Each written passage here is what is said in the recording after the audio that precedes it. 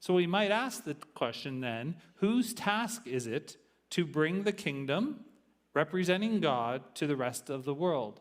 Well, it's those who have faith in Christ. We spoke about this a couple of weeks ago when we presented 1 Peter 2:9.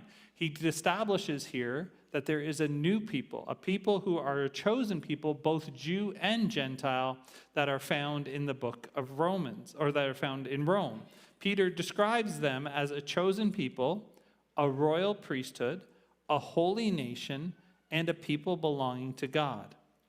The purpose of this is so that you are declared, or may declare, the praises of him who called you out of darkness into this wonderful light. God's purpose of this new people is to declare the praises of him who called you out of darkness into the wonderful light. According to the book No Ordinary Time by Doris Kearns Goodwin, she talks about how in the United States during the 1940s, October 29th, 1940, they had their first peaceful time draft, where they would draft young men into the army. The purpose of this was they saw what was happening in Europe and feared that they may be dragged into the Second World War conflict. What ended up happening is President Franklin Roosevelt and the Secretary of War Stitsom sat on a stage in a large auditorium in Washington, D.C. The preceding weeks, all of the men from the ages of 21 to 35 had been given a draft number. And those numbers were now put into little cobalt capsules, and they were placed in a fishbowl and on stage. Stitson, the Secretary of War, was then blindfolded, and he was sitting on a chair that they had used to sign the Declaration of Independence. He reached into the bowl, and he pulled out the first capsule. He handed it to the president, and the president opened it up, and he read the number 158. No sooner had the president read the word that a woman screamed.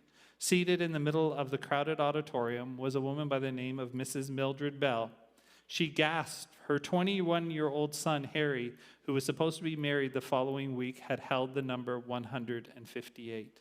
Now his future was linked to the country and later to the war.